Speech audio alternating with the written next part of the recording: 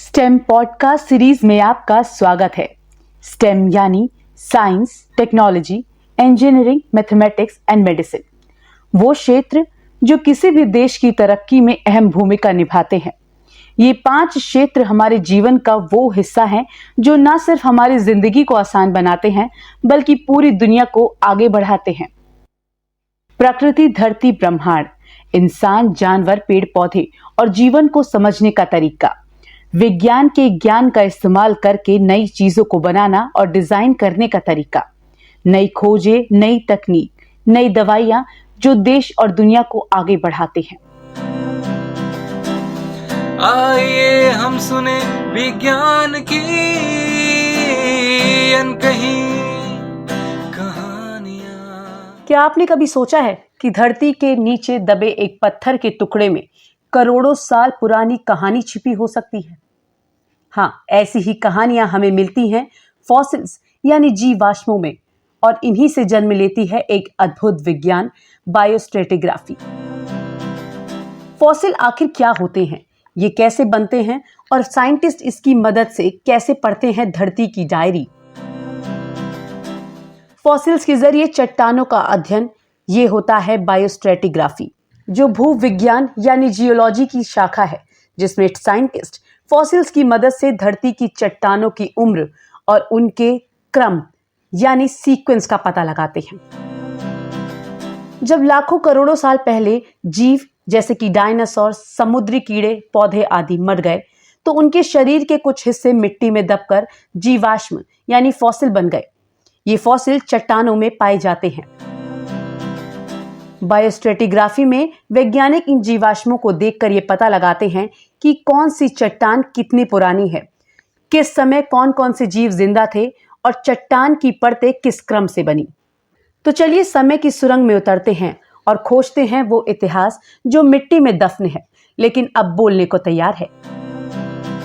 Fossils कैसे बनते हैं, बायोस्ट्रेटिग्राफी का काम क्या होता है और इसका जीवन में क्या महत्व है, ये सब जानने और समझने के लिए आज हमारे साथ मौजूद हैं Wadia institute of Himalayan geology में साइंटिस्ट एफ के पद पे कार्यरत doctor Ramesh Kumar Sehgal. Doctor R K Sehgal ने हमें बताया कि फॉसिल्स की खोज कैसे होती है। सर, फॉसिल खोजने के कुछ सेट तरीके हैं। सबसे बड़ी बात तो है कि फॉसिल आपको मिलेंगे सेडिमेंट्री रॉक्स में। रॉक सेडिमेंट्री होनी चाहिए, इग्नियस रॉक्स या मेटामॉर्फिक रॉक्स में फॉसिल्स नहीं मिलेंगे। तो फिर फॉसिल ढूंढने का ये होता है कि हम रिकनेसेंस सर्वे करते हैं, पहले फील्ड में जाते हैं तो जो बड़े फॉसिल होते हैं जिसे मेगा फॉसिल कहते हैं वो तो हमें दिख जाते हैं, बड़े दांत हैं ये दिख गया, या हमें कहीं फॉसिल्स की थोड़ी हड्डियां दिखती हैं, एक होराइजन में दिखी है, तो फिर उसको हम उसकी स्ट्राइक में ट्रेस करते हैं। फिर उसकी स्ट्राइक्स में ट्रेस करते रहते हैं, तो अगर एक जगह वो बेड में कुछ फॉसिल मिला है तो उसकी स्ट्राइक में ज़रूर मिलेगा, तो उसके ईस्ट वेस्ट जाके उसकी स्ट्राइक को ट्रेस करते हैं। फिर इसके लिए थोड़ी प्रैक्टिस है, फिर आंखें सज जाती हैं और उसी को वो मिलता है कि हमारे साथ जो नॉन जियोलॉजी जाएगा तो सामने भी नहीं दिख पाता। और जो माइक्रो फॉसिल होते हैं उसमें खास तरह की जो क्ले होती है, हमको उसकी पहचान है, उसको लाके हम थोड़ा सा पहले लाके मैसीरेट करते हैं, फिर उसको माइक्रोस्कोप में देखते हैं, फिर उससे फॉसिल्स को निकाला जाता है। इस पॉडकास्ट में डॉक्टर सहगल ने हमें बताया उनकी रिसर्च का पास्ट, प्रेजेंट और फ्यूचर सिनेरियो क्या है। देखिए सर, शुरू में से पहले हम काम कर रहे थे शिवालिक्स पे। तो शिवालिक्स जो आप देखेंगे देहरादून का आप माहौल या सराउंडिंग जो हिमालयन का फुटिल्स पार्ट है, इसे हम बोलते हैं शिवालिक ग्रुप। और Shivalik group is the natural repository of the mammalian fossil. बहुत फॉसिल मिलते हैं मैमेलियंस के, और मेनली प्राइमेट्स। प्राइमेट्स वो ग्रुप होता है कि जो डिस्टेंस एंसेस्टर्स हैं ह्यूमन बींग्स के। तो जो शिवालिक ग्रुप है ये वर्ल्ड ओवर फेमस है मैमेलियन फॉसिल्स के लिए। ऑल ओवर वर्ल्ड से लोग यहाँ करके काम करना चाहते हैं कि यहाँ पे हो। और जो शिवालिक का जो एक्सटेंशन है वो पाकिस्तान में है, पाकिस्तान से शुरू होकर के ये पूरा अरुणाचल प्रदेश तक फुटिल्स है। तो जो मेरा शुरू का काम रहा है वो जम्मू कश्मीर के रीजन में रहा है, उधमपुर डिस्ट्रिक्ट में रहा है, कांगड़ा रीजन में रहा है, पंजाब का पार्ट में रहा है, उत्तराखंड के आसपास रहा है, और पिछले कुछ वर्षों से हमने लद्दाख में भी काम किया और वहाँ से बिल्कुल नए फॉसिल डिस्कवर किए हैं जो ऑल टुगेदर न्यू स्पीसीज़ हैं। कि हमने ये बताया है कि ये 28 से 30 मिलियन ईयर जो हमें एक स्नेक फॉसिल मिला है उसको हमने डिस्क्राइब किया है, उसको काफ़ी DST की स्टोरी कवरेज में भी काफ़ी वो रहा है। तो नई नई फॉसिल्स मिलते रहते हैं। और रिसेंटली हमने जो है फिर नॉर्थ ईस्ट में भी करना शुरू किया है कि नॉर्थ ईस्ट पार्ट में भी, क्योंकि जो हिमालय जो शिवालिक रेंज है ये 2500 किलोमीटर लंबी है, जितना कि हिमालय पूरे हिमालय का, तो इसको कवर करना नहीं है, तो हम फेसेस में कर रहे हैं। तो हमारा जो भविष्य का प्लान है कि हम नॉर्थ ईस्ट पार्ट में भी उसको करें, क्योंकि वहाँ पर फॉसिल्स अभी बहुत कम नोन है। इस फील्ड की बात करूँ मैं फॉसिल्स की, जिसको कि पैलेंटोलॉजी की ब्रांच बोलते हैं, मेरे ख्याल से भारत के पास हिमालय है और किसी के पास हिमालय नहीं है। तो हिमालय में हमें जो 600 मिलियन ईयर से लेकर के 10,000 साल तक के जो फॉसिल की बेल्ट मिलती है, तो यहाँ तो फॉरेनर बहुत ललित रहते हैं यहाँ के काम करने के लिए। तो जो इतना काम जो हिमालय में है, और ख़ासकर जो है पैलेंटोलॉजी में Wadia institute of Himalayan geology का बहुत कंट्रीब्यूशन है।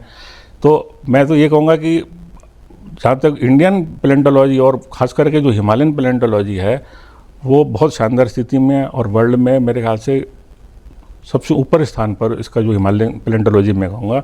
और हमारे साथ भी बहुत से लोग, मेरा खासकर प्रेम जी जैसे, हमारा university of New York, American museum of natural history, museum of Switzerland, Slovakia university, IIT Ropar, IIT Roorkee, Punjab university, BHU, बहुत सी संस्थान हैं जिनके साथ हमारे मिलजुल करके काम है, और निरंतर है। अब अगली पीढ़ी जो है और अच्छा कर रही है, क्योंकि ये जो है बहुत नई तकनीक से काम कर रहे हैं, तो निरंतर।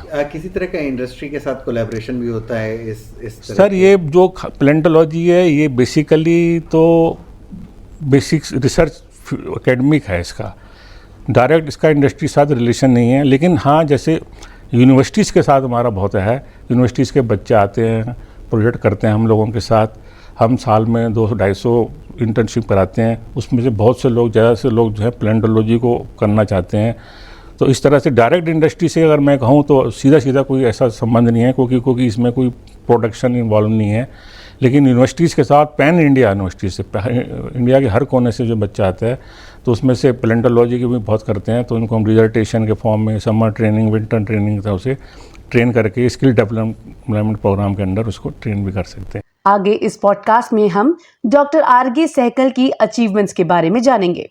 जहाँ तक मैं अपने रिसर्च पेपर कहूँ तो मेरे जर्नल ऑफ वर्टिब्रेट पैलेंटोलॉजी, जो वर्टिब्रेट का टॉप मोस्ट जर्नल है, उसमें पब्लिश हुए हैं। जर्नल ऑफ पैलेंटोलॉजी है, हिस्टोरिकल बायोलॉजी है, जियो बायस है, जियोलॉजिकल जर्नल है, जर्नल सोसाइटी ऑफ इंडिया है, पैलेंटोलॉजिकल सोसाइटी है। जितने भी अच्छे लीडिंग पैलेंटोलॉजी से रिलेटेड जर्नल्स हैं टॉप क्लास में, उनमें हमारे इसमें रिसर्च पेपर हैं। और हमारे साथ जो है पिछले कुछ 8-10 साल से अच्छी टीम बन गई है कि जो हमारे USA से और स्विट्ज़रलैंड से, और वो यहाँ पे भी आते हैं और मटेरियल मिलकर काम करते हैं। उनको हमसे सीखने को मिलता है, हमें भी नई ब्रांच से उनको कुछ सीखने को मिलता है। आइए हम सुने विज्ञान की अनकही कहानियां। स्टेम पॉडकास्ट की इस श्रृंखला को उत्प्रेरित और समर्थन दिया है भारत सरकार के राष्ट्रीय विज्ञान एवं प्रौद्योगिकी संचार परिषद ने। प्रोग्राम को produce media for community foundation ने किया है तथा तकनीकी सहयोग जयंतिका त्रिपाठी द्वारा दिया गया है। तो दोस्तों, उम्मीद है कुछ नया जानने को मिला होगा। अपना ख्याल रखिए, तब तक के लिए खुश रहिए। अलविदा।